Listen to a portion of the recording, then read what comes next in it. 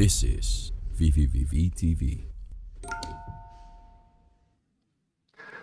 We are live with this new episode where we are going to show you an alternative to building UIs for your applications. We've shown in earlier episodes how you would do that using ImGUI, but if that is not enough for you, if you want much more fancy UIs, you can use web technologies to build crazy UIs, and we are going to show you how you would integrate those with your applications. That sounds good. About it? My name is Jorek, with me, Anton. Let's look at the screen. What do we have? A crazy application. I see. What does it do? It's a 3D. Amazing. With some UI on top that you can use to change the scene. And the point is, this UI is amazing. It's built using... With all the drop-downs. Drop some... And shadows. Yeah.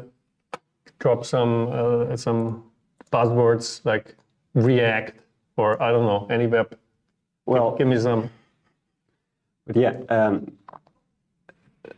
CSS framework for that is a Bootstrap, but there is no JS frameworks, so it's just plain JavaScript that I'm using. Mm-hmm. But you can build the app with any fancy, currently hyped JavaScript like React. That's the point, no? Anything. You can use There's anything no and you run it in vvv. You talk to it. By the way, I can also do it like this. Oh, doesn't work. Okay, we will come to that. Look at it. Yeah. But the idea is you're using web technology, you're building your crazy things, and then we are going to show you how you connect that to vvv and also how you kind of overlay it over your scene, right? That's kind of the 2 points that we are showing. By the way, if we just start, yeah. I guess we already have it in the browser. So it's just a website. It's locally opened. Yeah. Locally opened, and you'll see that it also works from here. Okay, but let's start from scratch now. The patch, building the patch. We've prepared, obviously, a few things that we don't have to show you. We have the scene here that is rendered. Now the scene has an input. Yeah. UIState. UIState. So we also prepared the record data type. UIState. If we connect, we, for example, it has one property, hue. One of the properties is hue. So you can change the color, or mesh. For example, we can type here teapot. We have teapot. Yeah. So shall we briefly look inside the scene? That's not the point, but just to show you what's going on there. So if I open it, we see that we split our UIState. And for example, for mesh, mesh, it's a string. We have our possible strings. We pick the index, and then here we have our entities with teapot, sphere, box. I think we don't have to go too much into detail. So this is our entities. For the cameras, it's the same. Camera is a string. We check as an orbit camera or it's ortho camera. Yeah. That's it. So this is the scene. So we've built this website, and first step, we want to have it as an overlay on the scene. How would we integrate it in the scene? We need this VLCF NuGet, which is a Chrome browser backed as a dependency. And there are two of them, like VLCF Stride and Skia. Since we're working in Stride here, we're using this. We installed this package. We already installed it, so we just need to reference it from our page. So we just type CF Stride, and CF itself. Both of the packages. Yeah, that's the bug, but I think it's already there. It's there. Okay. So first we need a web browser, and we need to provide URL. And for now we're looking locally, so we just take this string, and this is our index. No, here's index HTML. And then we need a second node from this category to straight renderer, like this. And you see this is iRenderer, so we need a render entity.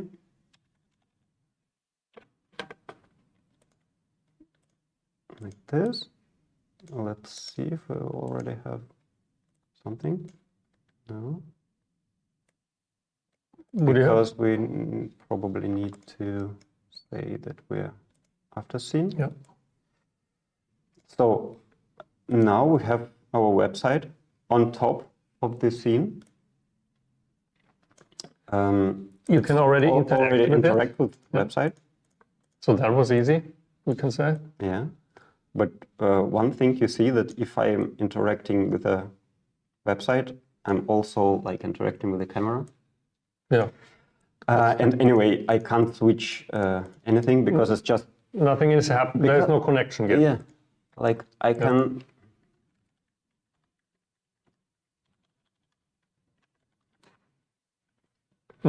Yeah. So it's just any website from internet, or we have the local one. Local one. Yeah. Okay. As easy as that, but now the question is, how do we establish a connection between the interaction I make in the UI with my scene? And this is something we've shown previously in a previous episode on WebSockets. Basically, the topic is WebSocket again. So let's build that connection quickly. Yeah. So maybe show the NuGet again. That we need to install. So we need this file.io WebSocket. We already installed it, so we need to just set a dependency. And with WebSocket, as we already told in the previous episode, it's super easy to communicate between website and other outside world. So we type WebSocket. Yeah. And we will make a server. Yeah. Let's see, the address is right, just local. The port is 444. This. So how do you know the port is 4444? I just said it here and defined in the JavaScript. In the JavaScript. Okay, let's have a look at this in JavaScript. So in JavaScript, we see that we're just here, connect to web server. So this is the IP and port. Yeah. And we're like connecting, and we can send data there. We just send messages to this WebSocket. Yeah. You can check how it works. So this example is shipping with the WebSocket NuGet. Yeah. Okay. Okay. So we see that we're listening, and we see that there are no connected clients for now, because I guess we have to reload this website, because initially we tried to connect. How to reload website? I don't have any pins here, but if we just start a link and check the web browser category, and we see that the browser can do a lot, for example, like reload. Looks good. Now we have to add apply pin, because it's now reloading everything. So, but we already see we have a connection there. Yeah. So like reload. Can you show where we see that? We see a connected client here, yeah. Like this. Mm-hmm. So this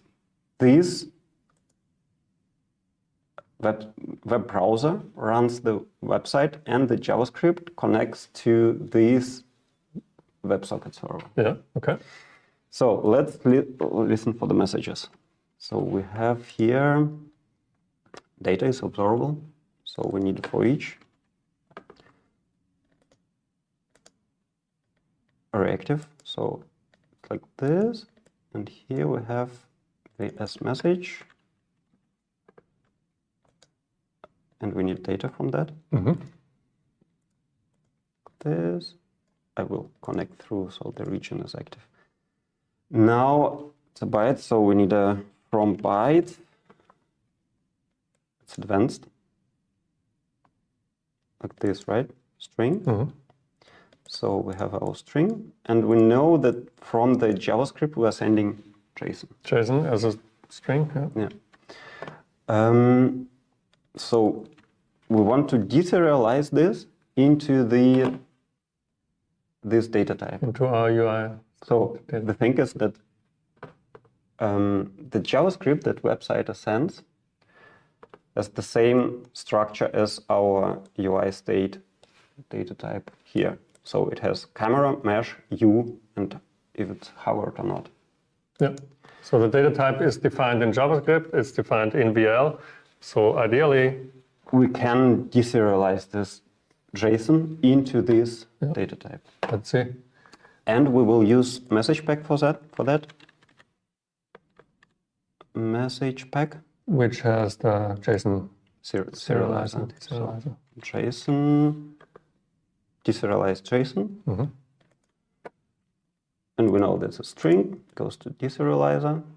So, and now somehow we need to bring the data type from here to our update. Yeah. So we will create a channel.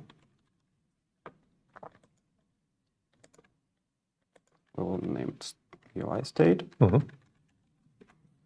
And let's say by default UIState. So it will be like on create, we create like one. We can set some defaults for it. And now on every message we get, we deserialize it and we set value from this on this channel. Okay. Like this. So on every message we deserialize it to the UIState and we set UIState to this. Mm-hmm. So ideally it's now already there when we do something. Wait, I will do like on create. Mm-hmm. And we have to connect it, of course. Yeah. And how do we connect it? How do we get the data out of the channel? You can't connect because it's a channel of UIState, but it's UIState. So we need to use value from channel.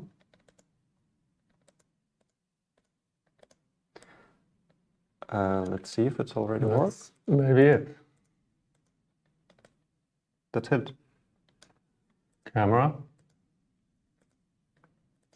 Boom. So works. Almost too simple. I have a feeling. The tricky part was to, like, if I click here and try to move the mouse, I want to disable camera in this moment. Yeah. Because, you know, the camera is moving. And we always have this issue when we have an overlay UI, no? Exactly. And this is the special thing was to care also in JavaScript.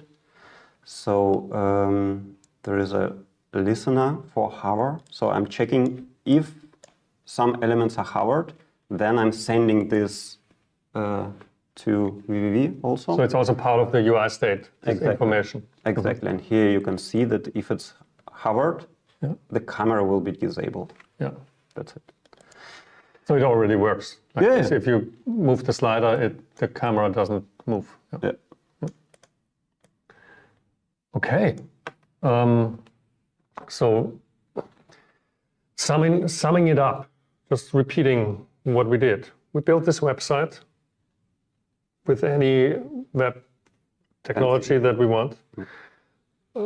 Main point is that it connects, it starts a WebSocket connection and communicates its state as a serialized JSON to the WebSocket whenever something changes. Yeah. And in vvvv, we are the WebSocket server that receives the data, deserializes it, has it available in the local UIState, and the scene draws accordingly. Yeah. Also, we are drawing that fancy website on top of the UI, of the scene.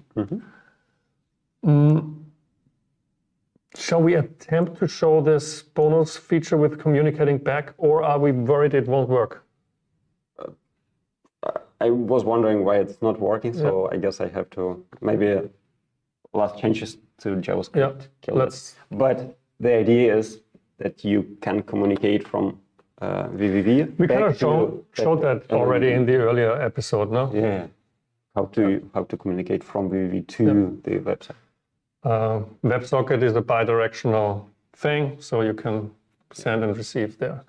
Now, obviously, the point was here for this example to have the UI on top of the scene. But what if you want to have the UI on a mobile phone? It's like here. So we have a browser. It's not on top of the scene, but you can control it also. Right, but this only is locally. How can I now connect from my phone?